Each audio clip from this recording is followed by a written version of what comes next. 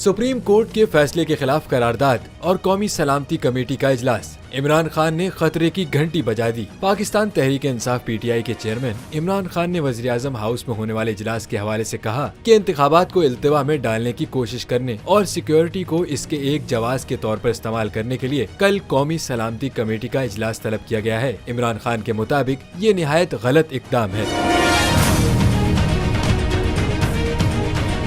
Twitter पर जारी अपने पैगाम में उन्होंने लिखा कि पूरी तरह वाज़ेह हो चुका है कि पीडीएम हर हाल में इंतखाबात से फरार ही चाहती है। इमरान खान ने लिखा कि ये सुप्रीम कोर्ट के हवाले से एक गैर आईनी कानून लेकर आए और उन्होंने अदलिया के खिलाफ कौमी असेंबली से एक करारदाद मंजूर की। वाज़ेह रहे कि हुकूमत ने जुमेरात को सुप्रीम कोर्ट के फैसले के खिलाफ कौमी असेंबली में करारदाद पेश की, जो मंजूर भी कर ली गयी। दूसरी जानिब तहरीक इंसाफ के रहनुमा असद उमर का इस हवाले से कहना है, अदालत के फैसले पर तनकीद करना आईनी हक है, फैसले को तस्लीम न करना और उसके खिलाफ करारदाद लाना गैर आईनी है।